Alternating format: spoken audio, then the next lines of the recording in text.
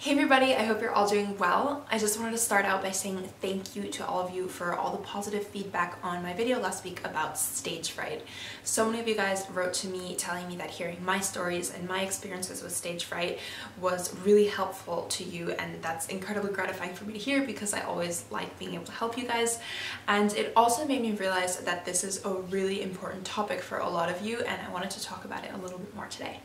So if you didn't already watch last week's video, I'll put a link to it below, but basically I was just talking about how your mental state and the thoughts that are in your head while you're on stage really affect your performance.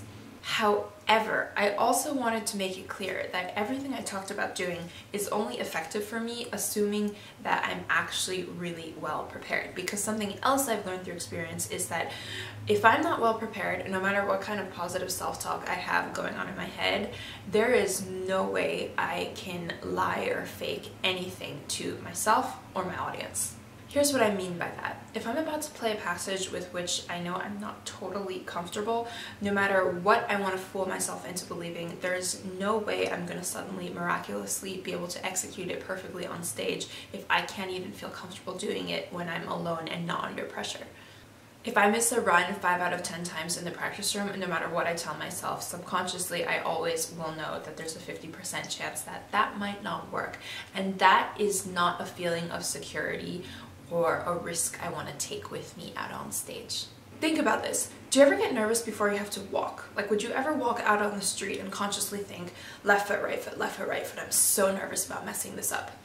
No, because for the majority of us, learning to walk was something we learned how to do when we were babies, and we can all do it so easily now that we don't even have to think about it.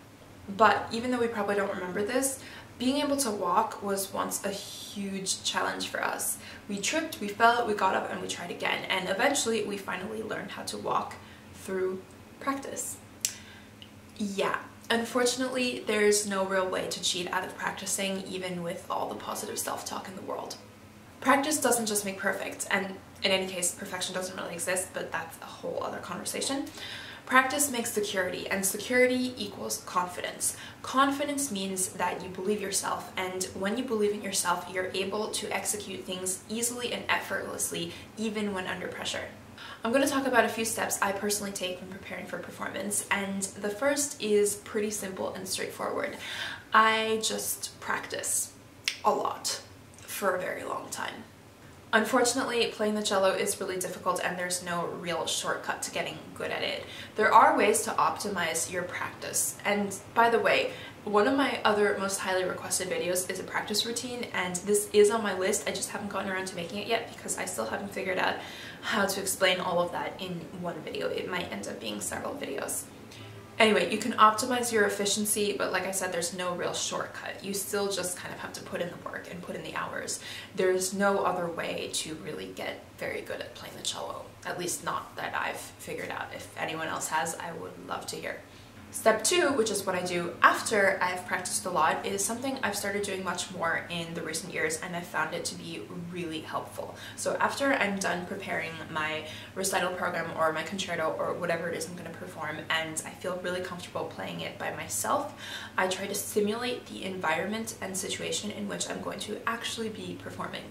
I do this in 2 ways. So first of all, if I have a performance coming up, I'll run my program for a group of friends, family members, or colleagues. And if you're a cellist like me, you know that nothing puts more pressure on you than playing for a bunch of other cellists.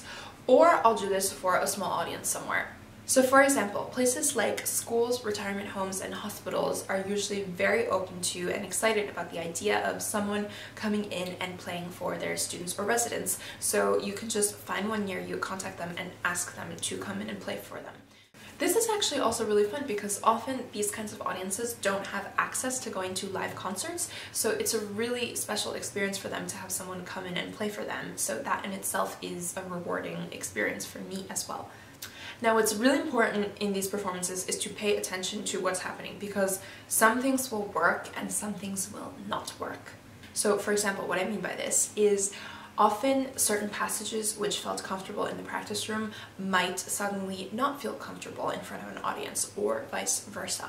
So if you really pay attention to this, it'll show you what still needs a bit more attention and practice before the actual performance, Or if you're lucky and everything feels much more comfortable than you anticipated, you can actually relax a little bit more. That's the ideal situation.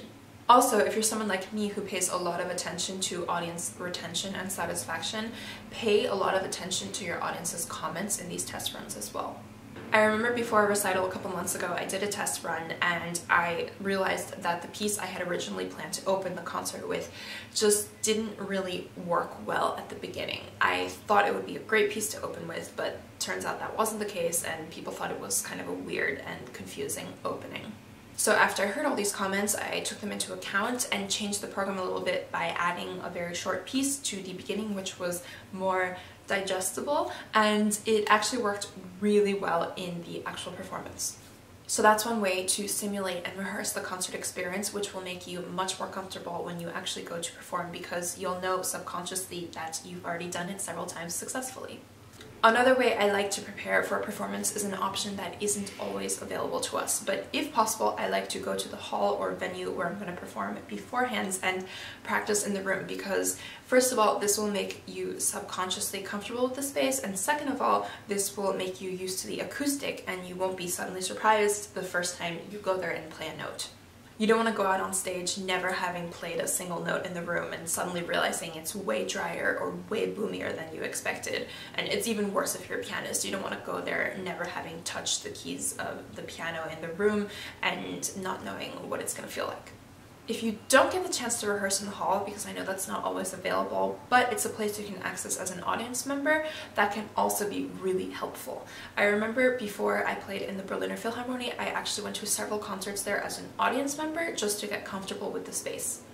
Additionally, it can be really helpful to put yourself in the position of the audience. Sometimes when we're sitting on stage and looking out on this huge room of endless rows and rows of anonymous faces, it can feel really intimidating. But when we put ourselves in the crowd, we realize that it's not that impersonal. Every single one of those anonymous faces is a person just like us, and if we keep that in perspective, it makes things way less scary. Alright everybody, thanks so much for watching, and thanks again for all your positive comments on last week's video. I hope this one is just as helpful to you. If you want to get a notification when my next video is out, just hit the subscribe button and the bell below and you'll get a notification when that happens. And in the meantime, you can follow me on Instagram.com/SophiaBassler and Facebook.com/SophiaBassler. See you next week. Bye!